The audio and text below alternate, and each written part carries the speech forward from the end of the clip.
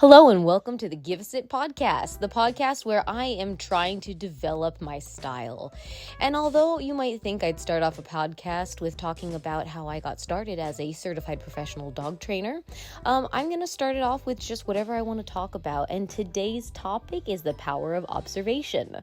And so we want to talk about observation and how that helps canines who are suffering from this reactivity, whether it be fear-based, overexcited, and frustration, which usually comes with either of those. Now, for anyone out there who doesn't know what reactivity is, I'm going to be talking about the barking and lunging kind of reactivity. You normally see it on a leash from a dog, but sometimes people can be reactive. So the power of observation. Okay, so what I mean by that is allowing our dogs to observe the world and their triggers in a way that they feel safe. This is something that's heavily used in BAT training, which is the behavior adjustment training created by Grisha Stewart, where the power of observation is being in the same environment as a trigger in a way that the dog feels safe, and hopefully we can start making some positive connections, both just based from the environment itself. So if your dog is around another dog, and let's say that's their trigger, but they're able to sniff around, that's an enjoyable activity for the dog, most of them. Some smells can trigger fear and anxiousness, but in most cases, let's say the dog is observing another dog while also enjoying smelling. So let's talk about the observation part though, because that's just smelling, right?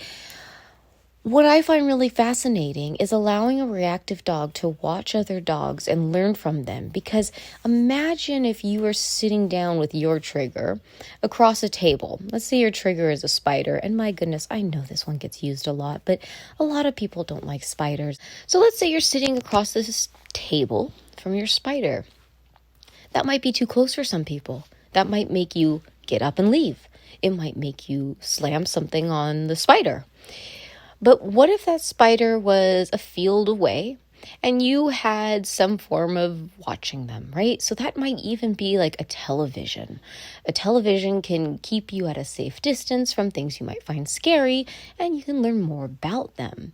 And honestly, if we look at what fear is, and I'm going to put it this way, false evidence appearing real.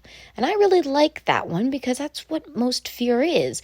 You can be scared of something after you've had a bad experience with it, but fear is usually not understanding something or not knowing something or not having any idea what that thing is going to do to you. And so you might choose fear, or you might actually not have a choice at all. So if you watched that spider from a distance, you felt safe, you might learn that that spider has no means of harming you. And over time, you can build the relationship with that spider to become closer and closer to you. For instance, if you learned that the majority of the spiders in your household are eating mosquitoes, you might actually like that they're living in the corner of your room. So it's like a dog watching another dog, or several dogs. And one of my most recent case studies, her entire transformation relied on this, because her fear of dogs it stemmed from a place of not understanding them. And she had this back and forth, I want to engage, but I also don't like how close they are to me. And it ended up causing a fight between her and some dogs because she approached them too fast. And so then she had that bad experience. And so then it became a little bit more triggering where, okay, so I'm going to, for survival's sake, put on a defense by being offensive. And so what we did was we spent a lot of time watching dogs interact with each other, whether that be in public parks or outside of a dog park. And my goodness, the transformation when she was able to meet dogs in person again, well, she started copying some of the behaviors she observed from other dogs. And some of them might be very simple, like play bows, but those mean a lot during a conversation between dogs because it's a polite way of saying, hey, this is my intention. I want to play with you. Whilst in the past, she might have chosen a direct approach by going face to face with a dog. And some dogs, a lot of dogs, don't really appreciate that. And that would end up being a scuffle or a bad situation. So today's topic is power of observation. If you have a reactive dog, I want to give you some tips to observe safely.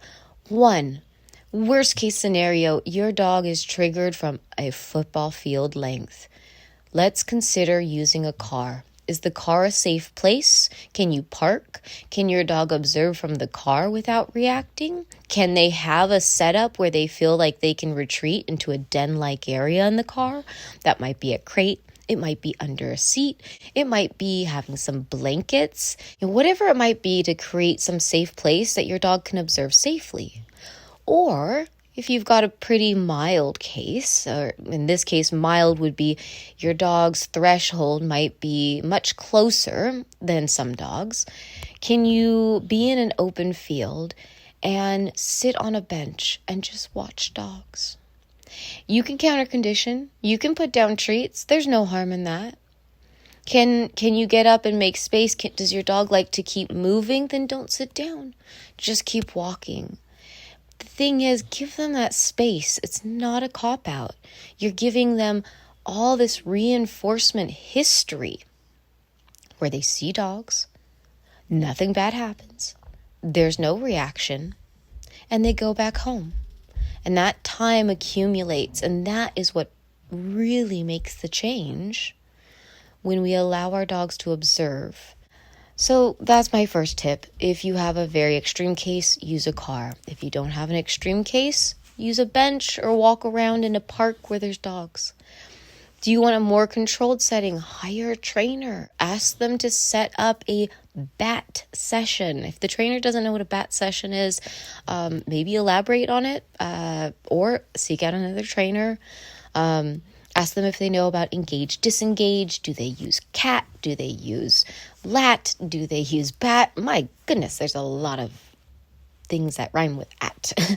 But ask them if they can set up that scenario for you. And that's what I do with a lot of my clients, where I have a controlled trigger where I can, radio in, I need more space, or I would like you to move the dog away from us, or can you have your dog go find, so that me and my client's dog can have the best case scenario to observe another dog. All right, well, if you guys like these little impromptu podcasts, please let me know, because I'm new to this, and although I do enjoy talking to myself, I find it extremely weird if I'm going to be publishing it. So build up my reinforcement history. Leave a comment. Say, yeah, I like these. All right, have a good one. Bye.